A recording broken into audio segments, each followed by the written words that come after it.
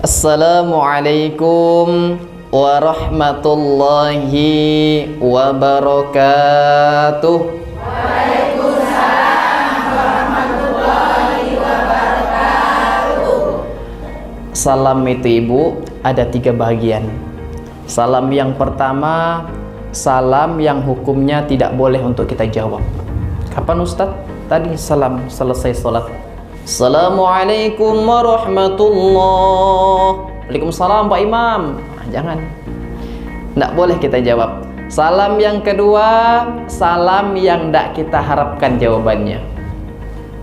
Depan kuburan, Assalamualaikum ya ahlad diyar. Jangan Ibu tunggu jawabannya.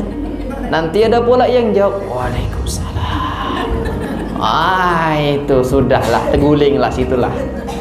Salam yang ketiga, salam yang hukumnya wajib untuk kita jawab, yaitu salam yang pertama kali saya ucapkan itu tadi.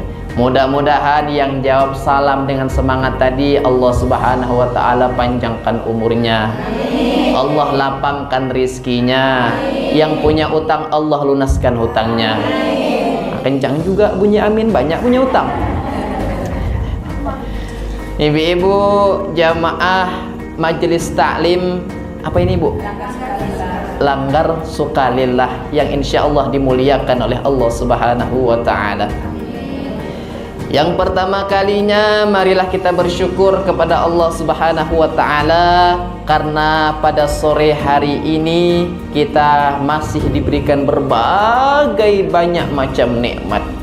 Suatu ketika Nabi Daud alaihissalam bertanya kepada Allah Subhanahu wa ta'ala, "Ya Allah, apa nikmat yang terkecil yang engkau berikan kepada umatmu? Nikmat yang paling kecil yang kuberikan kepada umatku, kepada hambaku, yaitu udara yang sering kita hirup buang itu Ibu. Itu baru nikmat yang paling kecil. Ya Allah, kalau memang itu nikmat yang paling kecil, lalu nikmat apa yang terbesar yang kau berikan kepada hambamu, kepada umatmu? Nikmat yang terbesar yang kuberikan kepada hambaku yaitu kelahiran baginda Nabi besar Muhammad sallallahu alaihi wasallam." Masya Allah, tabarakallah. Mulai daripada saya masuk tadi sampailah sore ini sebelum asar tadi bergema bunyi salawat di masjid kita ini. Maka besok ibu-ibu di akhirat kita semuanya berkumpul di yaumil mahsyar. Kita semua mengharapkan syafaat daripada baginda Nabi besar Muhammad sallallahu alaihi wasallam. Mulai umat Nabi Adam sampailah umat Nabi Muhammad sallallahu alaihi wasallam. Dan tidak ada satupun nabi dan rasul yang bisa memberikan syafaat kepada umat-umat pada waktu itu kecuali baginda Nabi besar Muhammad sallallahu alaihi wasallam. Ustadz, iya, besok Ustadz kita ini dapat syafaat baginda Nabi atau enggak Ustadz? Siapa sih Ustadz yang pertama kali yang akan diberikan syafaat oleh Rasulullah sallallahu alaihi wasallam? Aulan nas bi yaumal qiyamati aktsaruhum alayya shalah. Itu kata Rasulullah. Manusia yang pertama kali yang akan kuberikan syafaat, yang akan aku tolong besok pada hari kiamat yaumul mahsyar adalah manusia yang paling banyak bersolawat kepadaku. Itu Ibu ya, makanya bergema selawat ini. Saya kira vokalis semua suaranya merdu-merdu semua. Jadi insecure saya. Ibu ya, ini Masya Allah suaranya. Mari bersalawat bareng-bareng Ibu ya. Salatullah salamullah ala Taha Rasulillah. Salatullah salamullah ala Yasin Habibillah, ala Yasin Habibillah. Salawat ini Bu amalan yang paling mudah dan pasti sudah diterima oleh Allah Subhanahu wa taala. Walaupun sekalipun kita sombong, kita riak membaca salawat tadi itu, insya Allah tidak akan pernah ditolak kalau kita beramal yang namanya salawat ini. Itulah enaknya amalan salawat, istimewanya amalan salawat dibandingkan amalan-amalan yang lain. Kalau sholat, imam di depan ini Allahu Akbar, dilihat jamaahnya banyak yang cantik-cantik. Kebetulan ustadznya masih lajang, bujang. Mulai berlagu-lagu. Bismillahirrahmanirrahim. Alhamdulillahi Rabbil Alamin. Mulai dalam hatinya ini terpaku semua gadis-gadis di belakang. Timbul riak, ibu. Maka ketika kita sholat ada riak di dalam hati kita, maka tidak akan diterima sholat kita, malah kita mendapatkan dosa.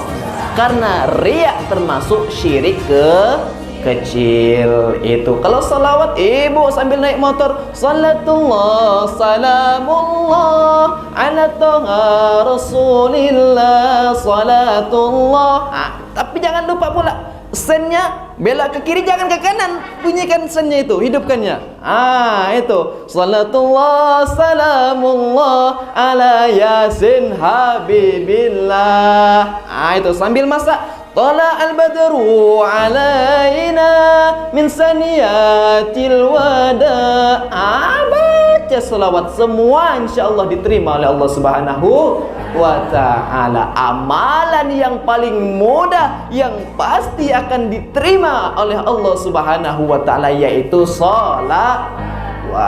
Itu tempatnya bersih, tidak dalam WC, tidak di tempat yang kotor. Baca salawat, insyaallah diterima oleh Allah Subhanahu wa ta'ala. Dan itu pun insyaallah yang akan menjadi perantara kita mendapatkan syafaat dari baginda Nabi besar Muhammad sallallahu alaihi wasallam.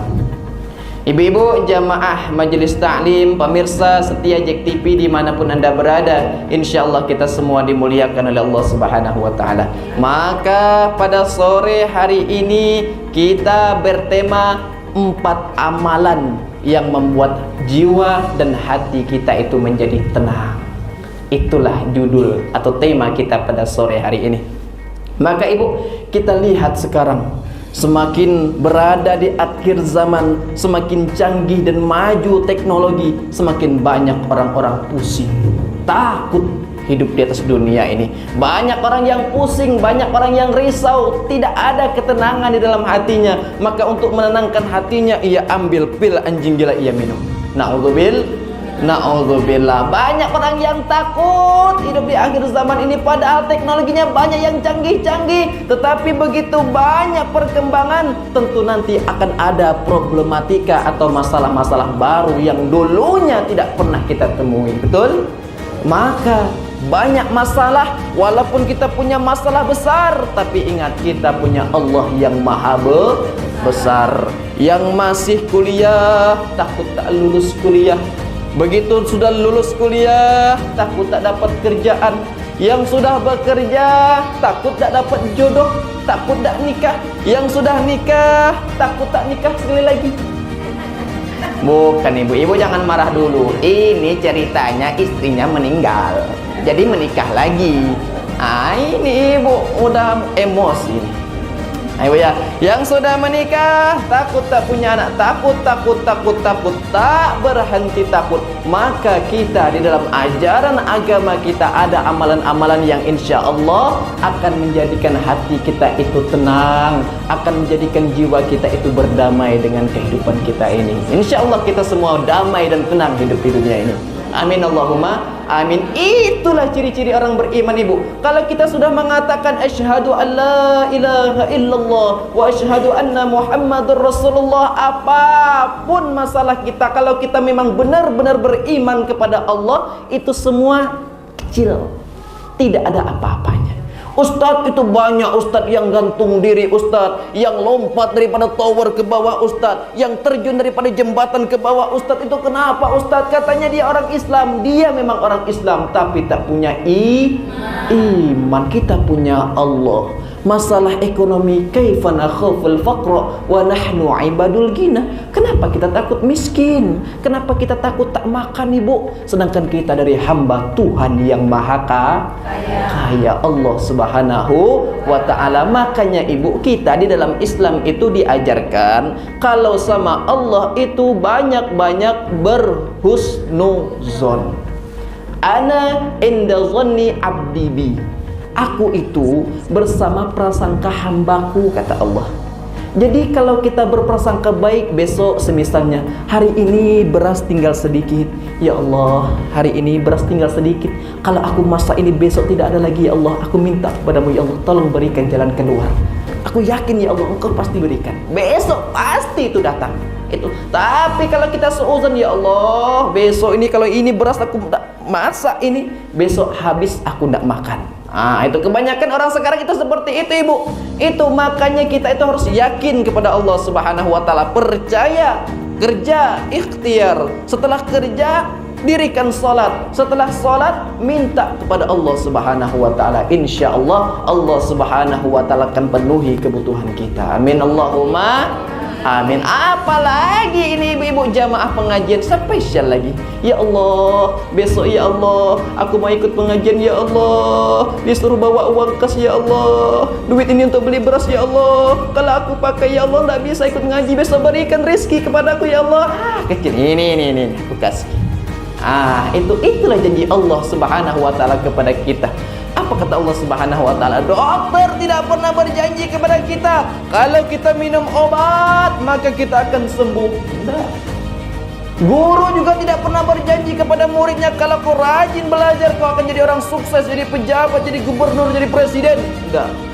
Tapi Allah Subhanahu wa ta'ala berjanji kepada kita, wa may yattaqillaha yaj'al lahu makhraja wa yarzuqhu min haitsu la yahtasib.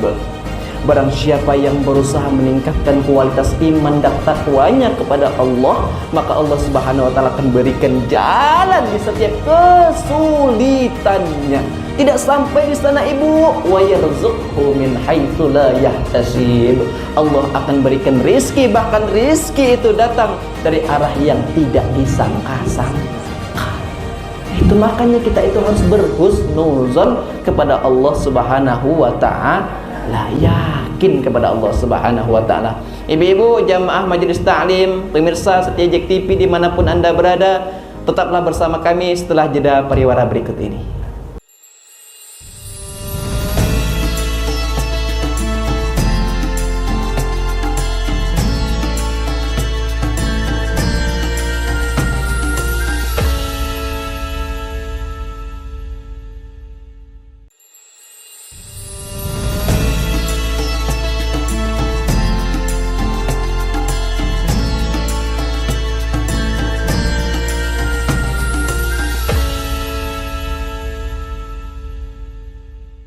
Jamaah Langgar Sukalillah beserta pemirsa setia JEK TV dimanapun anda berada, insya Allah kita semua dimuliakan oleh Allah Subhanahu wa ta'ala.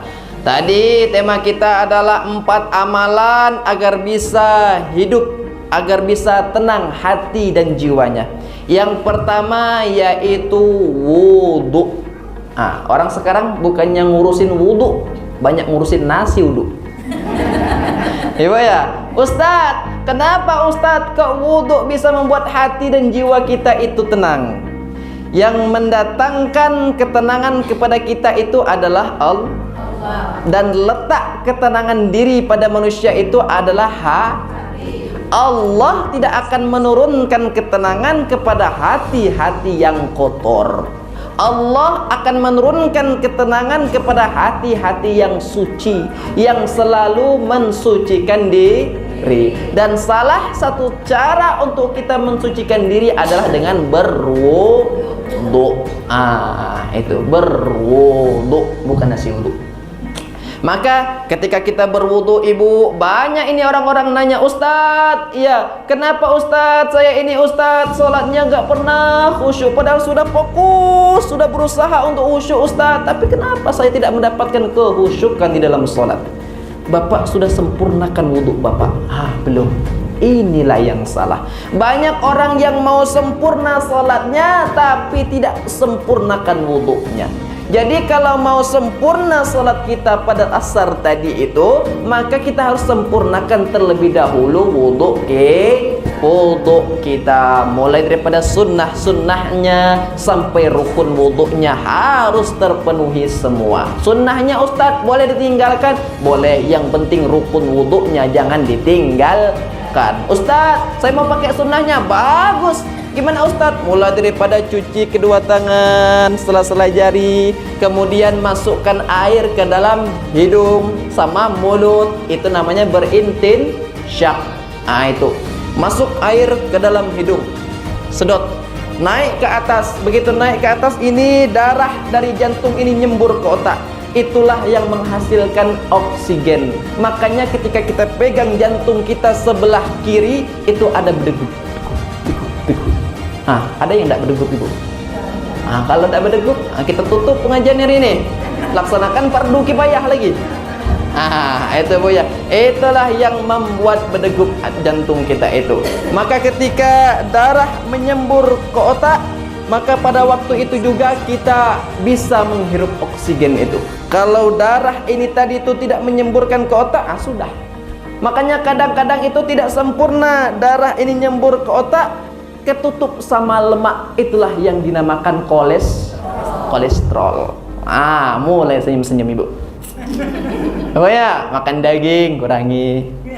Bu ya. Terus apa lagi Ustadz? Ketika darah ini tidak sempurna nyemprot ke otak, kemudian tidak sempurna dia sampai ke otak ini, itulah yang dinamakan stroke ringan. Itu makanya ambil air wudhu, pakai sunnahnya itu tadi. Pokoknya yang diajarkan oleh Nabi itu semuanya sehat. Belum lagi dokter ilmuwan ini menemukan ini ilmu ini, Islam sudah mengajarkannya. Ibu ya, itu berkumur, berintinsyak itu tadi.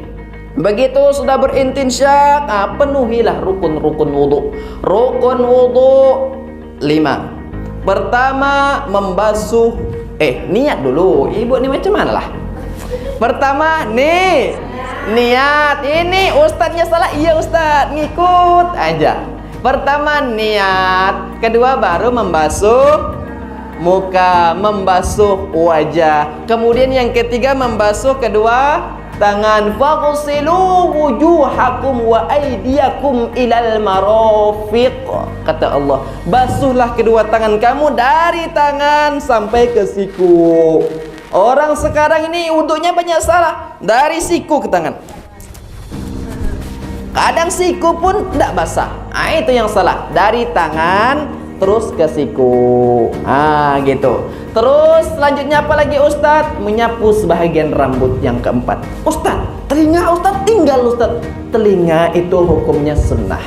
Bu ya, kalau semisal imam ghairil maghdubi alaihim waladdallin, takut kita masbuk, belum ini basuh telinga, langsung saja nyapu sebahagian tumbuhnya rambut. Ini banyak bapak-bapak lagi rambutnya sudah tumbuh di belakang. Ayo ya, tempat tumbuhnya rambut di sini. Ayo sudah di sini saja walaupun tak ada rambutnya lagi. Tempat tumbuhnya rambut. Ustaz, saya lihat Ustaz, ada orang yang berwudhu macam mandi Ustaz, semuanya basah Ustaz. Gimana Ustaz? Bagus, boleh juga. Tapi yang termasuk rukunnya itu menyapu sebahagian rambut. Ya itu. Kadang juga ada anak bujang itu ibu. Wudhu saya lihat kan, anak bujang kan rambutnya kan berdiri depan. Ada minyak rambutnya di sini. Wudhu. Di samping telinga dia. Ini tetap juga benar, boleh. Karena sebahagian tempat tubuhnya rambut. Yang terakhir barulah kaki. Wudu jangan bicara. Bu ya, diam. Wudu itu kadang udah tadi dia tuh baru dapat warisan dari orang tuanya, baru mobil tuh atau warisan orang tua itu. Iya. Sudah. Majelis sekarang ini ada dua model, Bu. Pertama majelis ta'lim, kedua majelis ghibah. Ibu ya, Ustaz, kami tadi hadir di majelis ta'lim tapi sambil ghibah. Ini gawat lagi nih. Ikut ini, insya Allah majelis taklim langgar sukalillah tidak seperti itu. Amin Allahumma amin. Ini saya lihat map tadi itu, saya buka map tadi itu, bau-bau surga sudah. Kemana ini tujuannya? Ternyata ke langgar sukalillah. Insya Allah kita semua penghuni surga. Amin Allahumma amin. Maka jangan tinggalkan wudu. Itu. Makanya Ibu, ketika kita makan di restoran-restoran mewah itu, maka di situ disediakan wastafel. Sebelum makan disuruh cuci muka terlebih dahulu. Ketika kita mau naik pesawat itu kita disediakanlah anduk kecil berasap sama pramugarinya. Kalau ini orang yang baru pertama kali naik pesawat disangkanya roti dimakan. Itu tadi terupanya untuk mencuci muka itu tadi. Ini Ustaz pengalaman Ustaz. Iya Bu, pengalaman. Ustadz, saya ini Ibu tahun 2020 pertama kali ke Jambi ini. Saya ini Ibu tinggalnya di pelosok banget. Ada provinsi, ada kabupaten, ada kecamatan, ada desa, ada dusun. Di dusun inilah saya tinggal. Dusun. Sampai sekarang orang masih pakai PLTS. Sebahagiannya ada pakai lampu yang diisi minyak tanah. Begitu sebelum tidur naikkan sumbu isi sama minyak tanah itu tadi. Bangun subuh hitam hidung. Iya Ibu, namanya dusun Ganduk, desa Kapuk, kecamatan Tabir Ulu. Penduduknya sekarang baru sekisaran 45-an kakak. Dikit Ibu, dikit banget gitu. Maka tahun 2020 saya pertama kali ke Jambi. Masya Allah, ternyata dunia ini luas. Ternyata banyak manusia-manusia tinggal di dunia ini. Itulah pertama kali. Maka tahun 2020 pertama kali menginjakkan kaki di Jambi ini, saya dibawalah ke bandara karena kepengen nengok pesawat secara langsung. Di kampung Ibu dengar bunyi, berlari dari rumah tadi itu keluar cari mana itu pesawatnya. Diajak sama kawan saya, sini kau, sini. Itu makanya tinggal di kampung macam itulah, ya kan? Diajaklah saya ke bandara, diajak sana, nampaklah sikit ekornya saja. Masya Allah, senengnya minta ampun, Ibu. Tapi tahun 2023, Masya Allah, tabarakallah, UIN Sultan Taha Saifuddin Jambi menyeleksi antara 4.000 mahasiswa yang KKN untuk diberangkatkan ke Tanah Toraja, Sulawesi Selatan. 3 orang saja diambil. Maka masukkan berkas, keluar 10 nama-nama. Saya baca dari atas sampai ke bawah, nggak ada nama saya. Rupanya grogi Bu, ada di nomor 2, Kusnadi di sana, Prodi Bimbingan Penyuluhan Islam Fakultas Dakwah. Itu. Maka besok dipanggil untuk sesi wawancara. Masuklah ke sesi wawancara, ditanyalah. Saya ini cari tahu dulu Ibu. Kebetulan saya orang Jawa. Dan ketua LP2M UIN itu orang Jawa. Saya manfaatkan ini kejawaan saya. Kula nuwun. Monggo. Yang lain assalamualaikum kan? Saya orang Jawa Pak.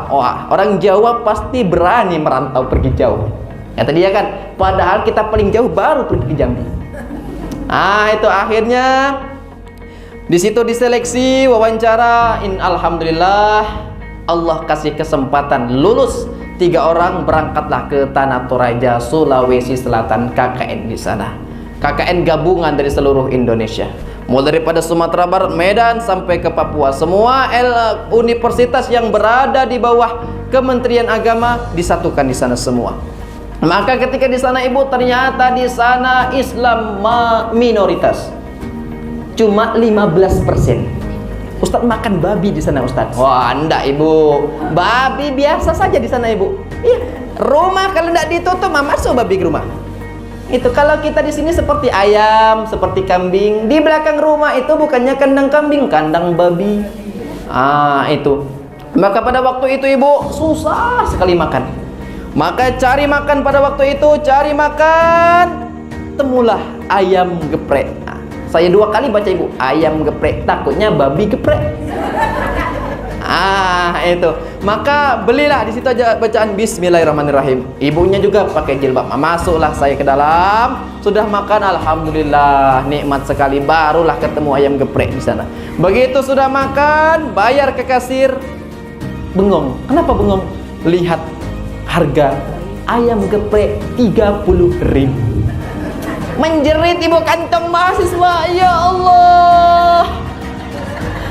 Akhirnya putuskan kepada teman-teman, kita mulai ke depannya nggak usah beli, kita masak sendiri. Oke, masak sendiri. Maka siapkanlah peralatan masak, masaklah sayur kangkung. Belilah ke pasar, cari sayur kangkung. Beli sayur kangkung, Bu, berapa sekebat ini? Sekebat 5.000. Ya Allah, kangkung pun mahal. Terasa jauh dari rumah. Di kampung, Ibu, depan rumah, belakang rumah, samping rumah, belakang rumah, sayur kangkung tinggal ngambil.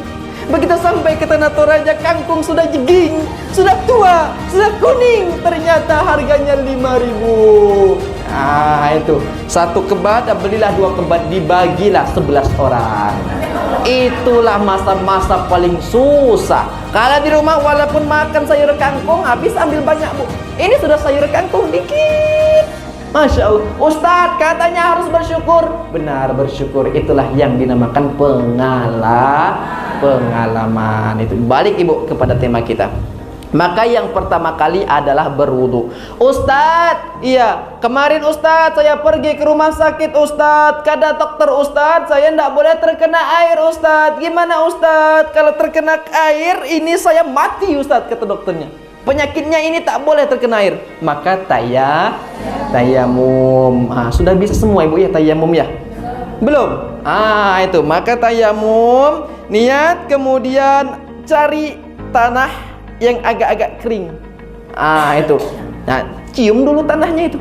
Agak-agak bau-bau kucing, jangan. Nanti ada tai kucing pula sana. Perhatikan dulu, cari tanah yang agak kering. Terus taruh di koran, atau nggak ada koran juga nggak apa-apa, langsung tepukkan. Ini kalau tayamum ini mesti dipraktekkan, jangan gagal paham. Ini, Bu, kedua tangan, suci tangan, maka tepukkanlah tangan kita ini, kedua tangan kita kepada tanah itu tadi itu. Debu boleh, tanah juga boleh, asal suci. Tepukan, maka sudah tepukan, tepukan lagi kepada kedua tangan kita. Habis itu barulah ke wajah. Gitu. Tangan kiri ke atas atau tangan kanan di atas boleh juga. Yang penting benar caranya. Usap, putar. Ini, Bu, ya. Dibagi 2. Ini untuk ke atas, tapi ini untuk bagian dalam. Slik. Gitu. Ibu, ya. Gitu. Jadi ini tangan ini kan nggak bisa lagi dipakai untuk membersihkan tangan ini tadi. Bersuci, Ibu, nggak pakai berkumur-kumur kalau pakai tayamum ini. Jangan berkumur-kumur. Ayo kumur-kumur juga nanti kan.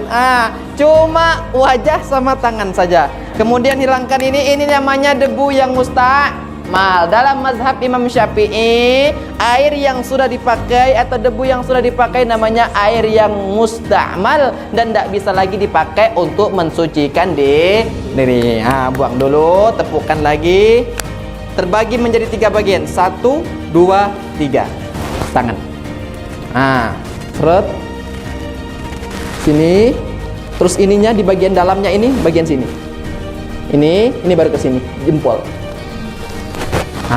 Seperti itu. Bolak-balik seperti itu. Kanan kiri, Bu, ya. Seperti itu. Ingat, tidak pakai kumur. Itu tayamum. Insya Allah. Ya, kita ini kan tidak tahu, Ibu. Kadang kita juga sakit, kadang juga kita terdesak itu. Ibu-ibu jamaah Majelis Ta'lim Langgar Sukalillah beserta pemirsa Tiadek TV dimanapun Anda berada, tetaplah bersama kami setelah jeda pariwara berikut ini.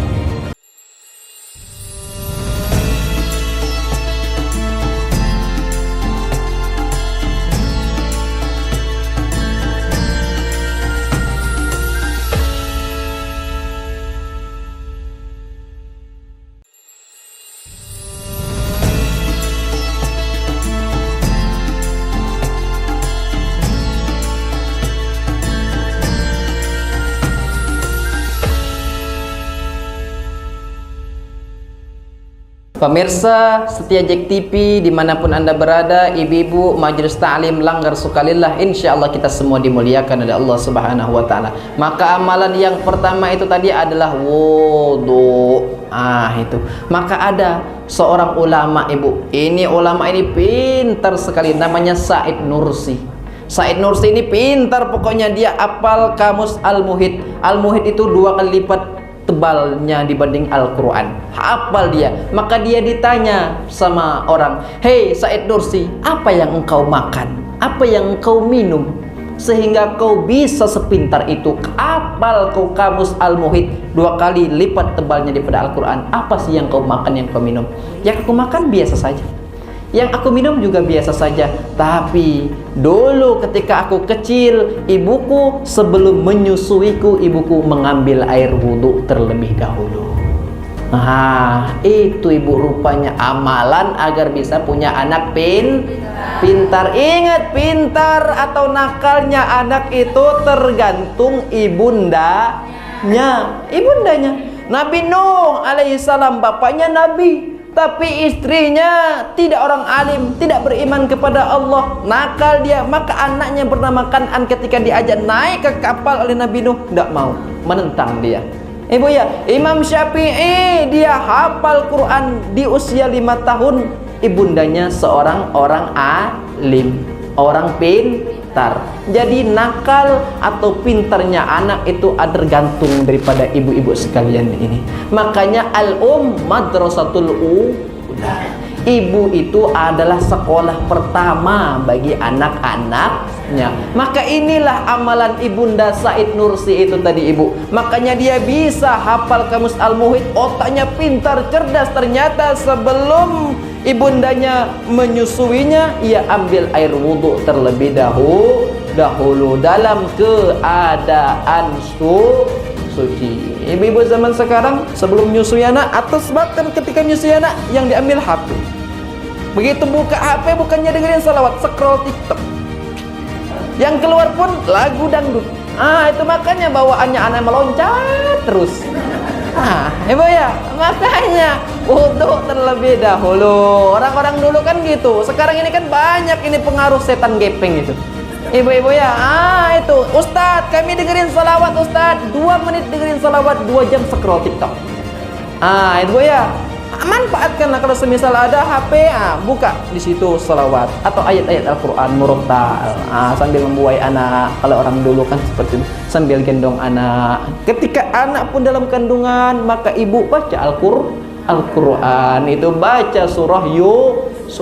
Ibu-ibu datang protes kepada saya, Ustadz, dulu ketika saya mengandung Ustadz perintahkan saya baca surah Yusuf. Begitu anak saya lahir, kenapa PC pendek hitam dekil ini Ustadz? Itu saya tanya, mana bapaknya? Ini macam itulah bentuknya. Itu jadi disangkanya ibu tadi baca surah Yusuf biar ganteng seperti Nabi Yusuf. Ternyata sebenarnya adalah biar imannya kuat seperti Nabi Yusuf alaihissalam. Ketika ditarik bajunya sama Zulaikha, imannya kuat, ingat dia kepada Allah Subhanahu wa ta'ala. Maka mulai sekarang dan kedepannya berwuduklah sebelum menyusui anak. Ustadz, dah tua Ustadz, nyusui cucung lagi. Ayo ya, ini ibu punya anak ibu sudah menikah, sampaikan kepada anak ibu tadi itu, berwuduk terlebih dahulu. Insya Allah jadi orang alim, jadi orang soleh dan soleha. Amin Allahumma amin. Maka peran penting seorang ibu itu sangat-sangat penting bagi pendidikan anak. Itu sangat-sangat penting. Ucapan ibu itu mampu menembus 7 pintu lapis langit. Jangan ngomong sembarangan ke anak. Jangan sesekali ngomong sembarangan ke anak. Anak setan kau ini. Itu. Kalau anaknya setan, ibundanya setan. Gitu. Maka ngomonglah yang bagus. Maka suatu ketika ini ibu ada orang soleh dan solehah menikah dia ini, maka lahirlah anak yang pintar, anak yang aktif, semua hal dimainin sama dia. Maka pada waktu itu ibu bapaknya ini kedatangan tamu. Begitu kedatangan tamu, anak ini aktif sambil bawa pasir. Datang dia ke dapur, ibundanya sedang masak, semuanya sudah siap untuk disajikan kepada tamu tadi itu.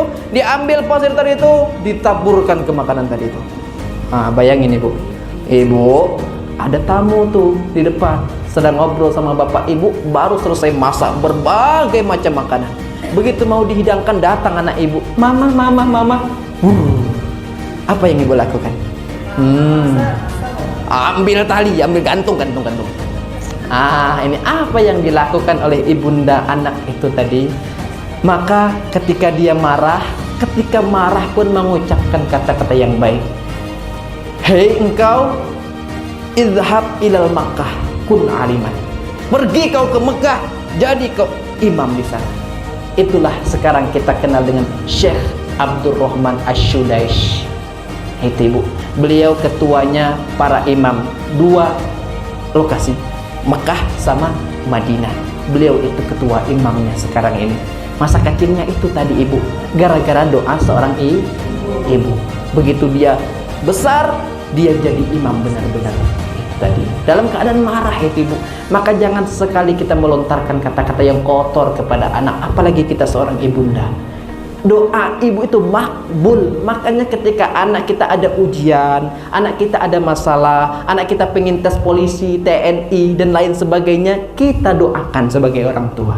Ini jika perlu ambil air, bacakan Al-Fatihah, doa, kasih air itu kepada anak. Insya Allah makbul. Lebih makbul lagi dibandingkan doa ustadz, lebih makbul lagi dibandingkan doa para kiai-kiai. Insya Allah doa ibu 7 pintu lapis langit insya Allah mampu ditembusnya. Ya, doa dengan cara berwudu terlebih dahulu. Itu amalan yang pertama. Yang kedua ustadz, yang kedua sholat. Itu apa kata Allah? Wasta'inu bis sabri was salah wa innaha lakabiratun illa 'alal khashi'in.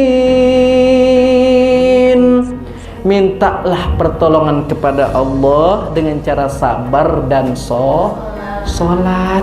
Itu dunia ini ibu besar, luas, kepala kita kecil. Kalau semua hal mau kita pikirkan, mau kita masukkan kepada kepala ini, pecah pembuluh darah, pusing kita. Sebenarnya dunia ini biasa-biasa aja, omongan tetangga yang luar biasa.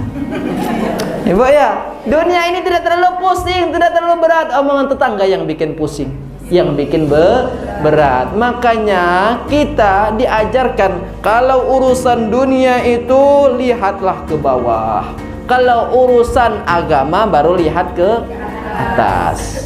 Itu lihat tetangga beli mobil, kita yang pusing. Lihat tetangga masang parabola, kita yang minum Paramek. Ibu ya, maka ketika itulah tadi itu penyakit hati. Penyakit hati itu timbul kenapa? Karena iman kita lemah. Iman kita lemah kenapa? Karena kita tidak mampu menjaga wudhu, menjaga sholat. Makanya amalan yang kedua untuk menenangkan hati dan jiwa itu adalah sholat. Itu sholat juga yang khusyuk ibu ya. Jangan sholat cuma tunggang-tungging. Assalamualaikum warahmatullahi, assalamualaikum warahmatullahi, tapi tidak tahu, tidak ngerti apa yang kita bacakan tadi. Allahu Akbar. Allah maha besar. Ya Allah, masalahku memang besar, tapi engkau jauh lebih besar. Ustaz, saya sekarang Ustaz tidak dipuji sama orang lain Ustaz. Allahu Akbar kabira. Ustaz, saya dihinakan sama orang lain Ustaz. Walhamdulillahi katsira. Allah lah yang berhak untuk dipuji. Kita tidak menghadap kepada bupati, tidak menghadap ke gubernur, tidak menghadap ke atasan kita. Kita hanya menghadapkan diri kita kepada Allah Subhanahu wa taala. Inni wajjahtu wajhiya lilladzi fataras samawati wal ard hanifan musliman wa ma ana minal musyrikin. Inna sholati, salatku, wa nusuki, ibadahku, wa mahyaya, hidupku, wa mamati, matiku, lillahi rabbil alamin. Itu Ustaz, kasihlah kami trik Ustaz supaya bisa sholat dengan khusyuk. Kita orang-orang awam ini ibu, memang khusyuk itu ada tingkatannya. Tingkatan yang paling rendah itu adalah ketika kita membayangkan bacaan Al-Quran yang kita baca di tempat kita sujud itu. Itu yang paling rendah. Maka ada jurus supaya kita bisa khusyuk. Yang pertama tadi tentu sempurnakan wudu. Itu yang pertama. Terus yang kedua Ustadz, apalagi Ustadz begitu masuk janganlah celetuk jari. Itu tasbih namanya. Tasbih jangan bunyi-bunyikan jari. Ibu, kalau tasbih silakan. Kemudian dirikanlah sholat tahiyatul masjid. Itu. Begitu selesai salat tahiyatul masjid, begitu berdiri tadi itu, carilah shaf yang bagus. Shaf yang bagus bagi perempuan adalah yang di belakang. Bagi laki-laki yang paling depan. Ustadz, kami tadi nggak ada Ustadz yang mau shaf depan. Kalau seperti itu Ustadz, bagus sudah. Karena ada ini tirai. Tadi Ustadz tidak ada. Tadi mungkin ada apa Ibu? Ya mungkin tadi karena mau ada acara. Seperti itu. Kalau hari-hari biasa ini ditutup kan Ibu ya? Itu. Maka sholat itu tadi itu. Terus apalagi Ustadz? Konekkan antara apa yang kita baca sama apa yang kita pikirkan. Itu banyak orang sekarang nih Ibu, fisiknya ini sholat di masjid. Kunci rumah tadi di mana lah? Kompor tadi sudah dimatikan atau belum? Lah sore hari cucung belum mandi. Ibu ya, konekkan itu. Maka insya Allah kalau 4 hal itu kita laksanakan, insya Allah khusyuk itu Ibu termasuk nikmat dari Allah. Itu kita cuma berusaha khusyuk dengan 4 trik itu tadi. Maka sholat amalan yang kedua supaya kita itu bisa berdamai, bisa tenang hati dan jiwa kita. Terus Ustadz, apalagi Ustadz? Banyak-banyak istighfar. Makanya selesai sholat itu Bu, Assalamualaikum warahmatullahi, Assalamualaikum warahmatullahi, Astaghfirullahaladzim, alladzi la ilaha illa huwal hayyul qayyum wa atubu ilaih. Aku mohon ampun kepada Allah yang Maha Agung, alladzi la ilaha illa hu, yang tiada Tuhan selain Allah, al hayyul qayyum, yang Maha hidup dan Maha berdiri sendiri, wa atubu ilaih, dan aku bertaubat kepada Allah Subhanahu wa taala. Makanya sholat berjamaah. Kalau di rumah bukannya Allahumma antas salam, Allahumma lantas jalan. Bu ya, itu sholat berjamaah. Ustaz, katanya Ustaz, perempuan Ustaz sebaik-baiknya tempat adalah sholat di rumah. Benar. Tapi Ustaz, bagaimana hukumnya perempuan sholat di masjid? Mubah, boleh. La tamna'u ima Allah masajidallah. Jangan kau melarang anakmu, istrimu untuk sholat berjamaah ke masjid. Dulu Rasulullah melarang. Kenapa? Dulu berat perempuan mau ke masjid, banyak orang-orang kafir. Nampak ini perempuan, resikonya berat Ibu, mau dibunuh, ada bahaya-bahaya yang mengintai. Tapi kalau sekarang samping rumah, depan rumah, belakang rumah, langgar, musola, masjid banyak.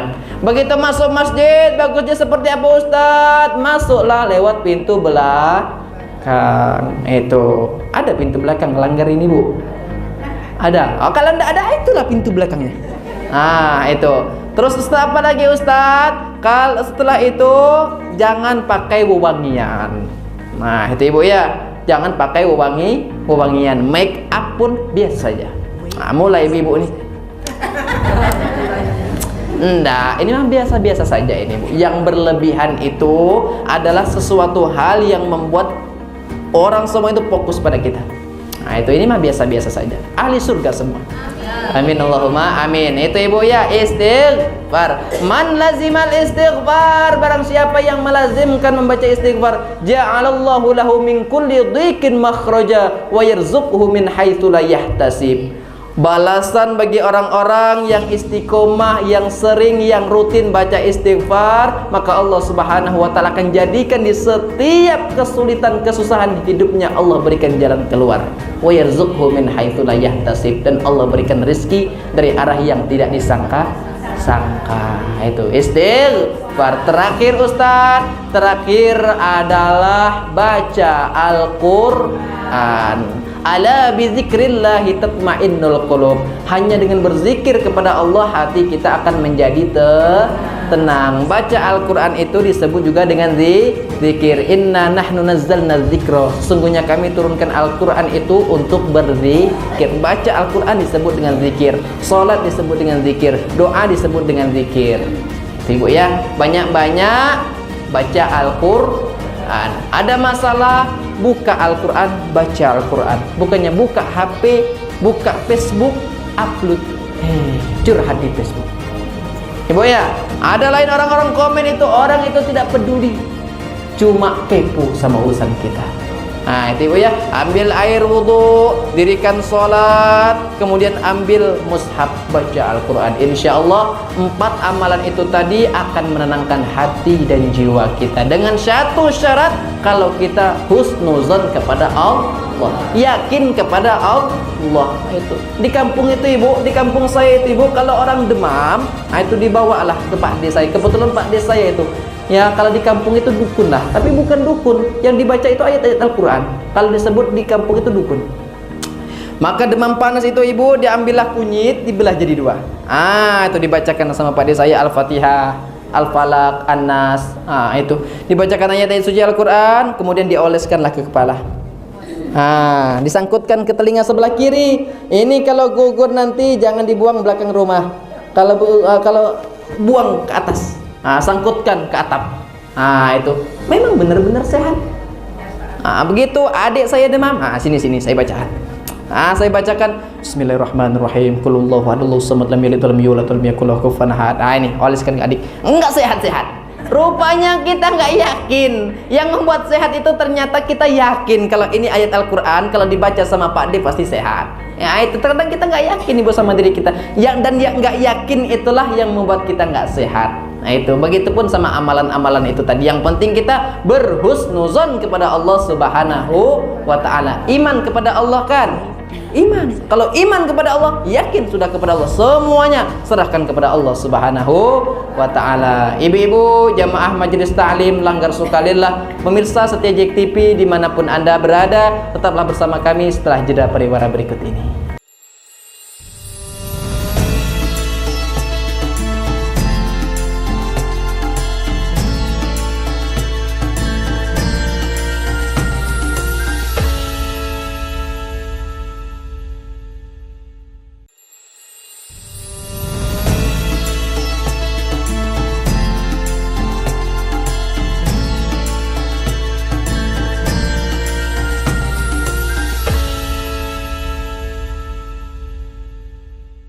Majelis Ta'lim Langgar Sukalillah beserta pemirsa JEK TV Jambi, program Lensa Kalbu JEK TV Jambi dimanapun Anda berada, insyaallah kita semua dimuliakan oleh Allah Subhanahu wa Ta'ala.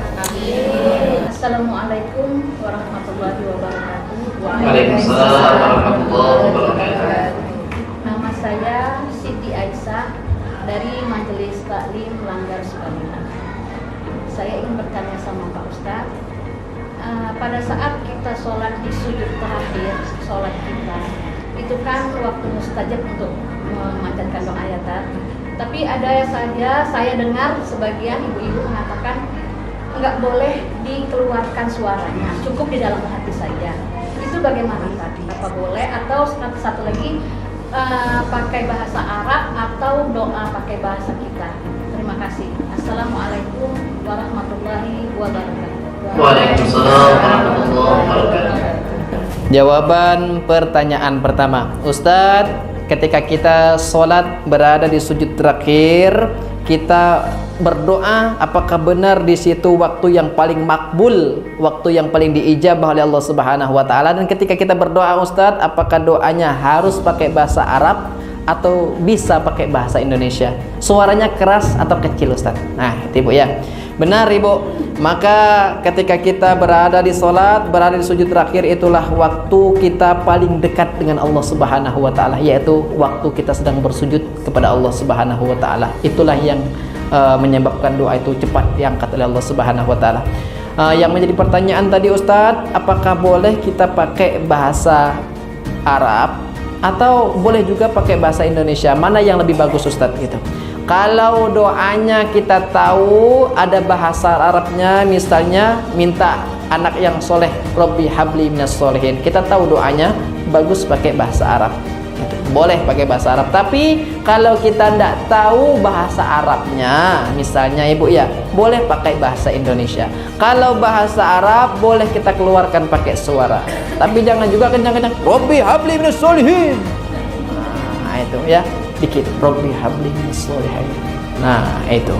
Kalau kita tidak, kalau pakai bahasa Indonesia tadi cukup di dalam hati sebutkan, ya Allah, saya punya masalah dalam keluarga ya Allah, saya punya masalah dalam rumah tangga ya Allah, saya punya masalah di kantor ya Allah, bantu saya ya Allah. Nah, itu curhatlah sama Allah Subhanahu wa taala. Ngadu sama Allah Subhanahu wa taala. Itu Ibu ya. Clear?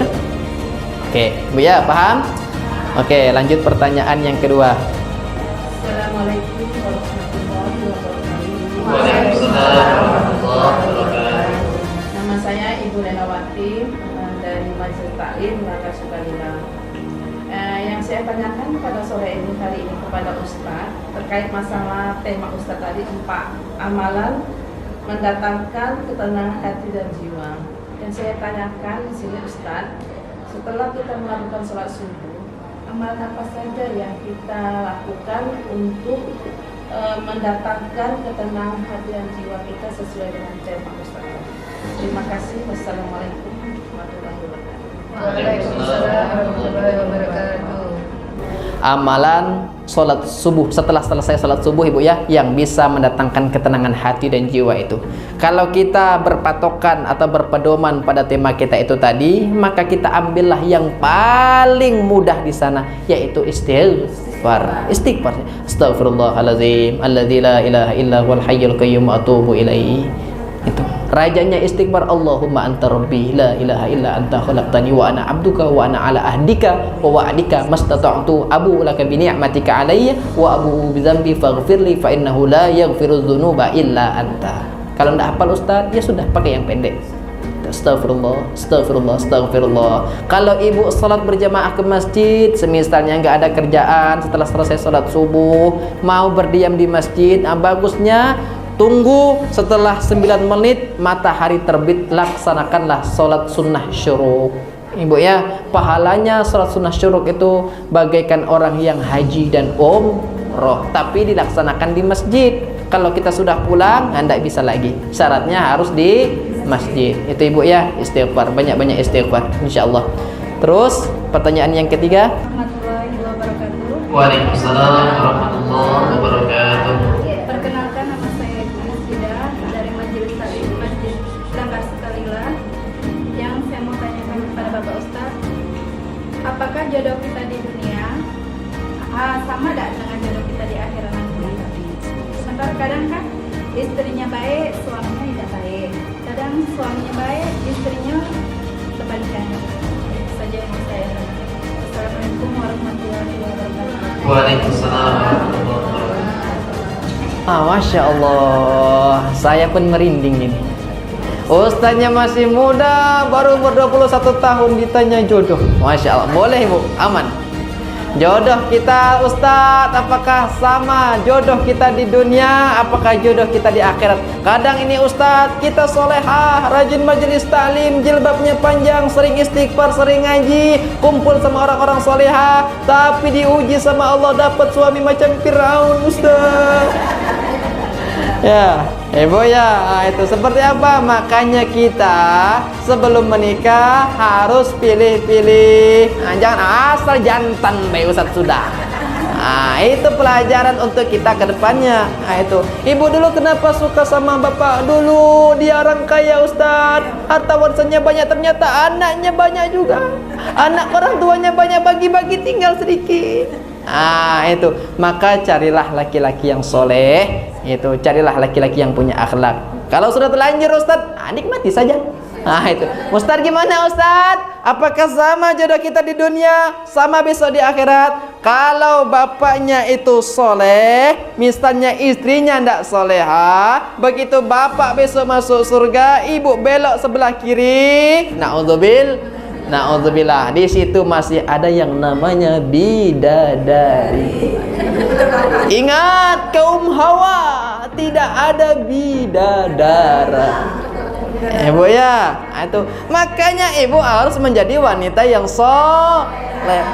Itu kunci masuk surga paling mudah bagi ibu-ibu, patuh taat kepada suami, tapi suami yang benar, bukan suami Firaun.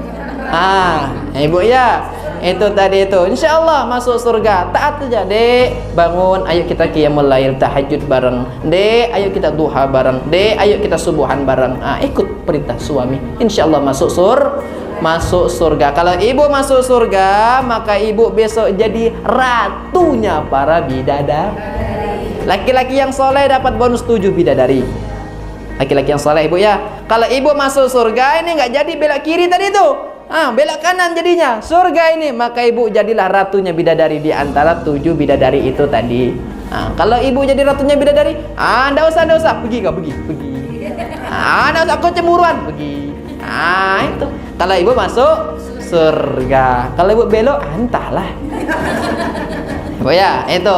Ustadz, gimana kebalikannya Ustadz? Kalau semisalnya saya sudah menjadi istri yang solehah, tapi ternyata suami saya belok ke kiri Ustadz. Itulah hadis yang belum saya temukan. Insya Allah besok kita di akhirat itu semuanya sudah diatur sama Allah. Maka kita besok di akhirat di surga itu ibu semuanya seumuran. Itu yang sudah tua, yang sudah keriput-keriput jangan bersedih bu. Besok di surga kembali muda. Seumuran semuanya. Insya Allah semuanya sudah diatur sama Allah Subhanahu wa ta'ala. Maka hadisnya itu tadi bu belum saya temukan. Kalau ilmu belum saya tahu, saya tidak berani ngarang-ngarang, karena ini tanggung jawabnya dunia akhirat. Maka insya Allah kita berdoa semoga kita berpasangan di dunia, berpasangan juga besok di akhirat. Amin Allahumma amin. Itu ibu ya. Oke, lanjut. Assalamualaikum warahmatullahi wabarakatuh. Waalaikumsalam warahmatullahi wabarakatuh. Nama saya Ibu Umi Jana dari Majelis Taklim Langgar Sukalila. Bukannya Pak Ustaz, bagaimana kalau ada tetangga yang ini tuh lewat dari tema kita Pak ya, maaf ya, yang suka menyindir dalam kehidupan sehari-hari. Udah nih Pak Ustadz ya. Di semuanya ibu ya. Bagaimana? Assalamualaikum warahmatullahi wabarakatuh. Ini nyinyir saja ya bu ya. Itu Ustaz, gimana Ustaz hukumnya Ustaz? Makanya ciri-ciri wanita solehah itu adalah wanita yang betah tinggal di rumah. Kalau kita banyak keluarnya, banyak kumpul-kumpulnya, duduk di balai-balai, duduk depan rumah, pasti ngomongin orang. Itu. Makanya ciri-ciri wanita solehah selanjutnya itu ada di dalam Al-Quran surah Al-Hujurat ayat 12.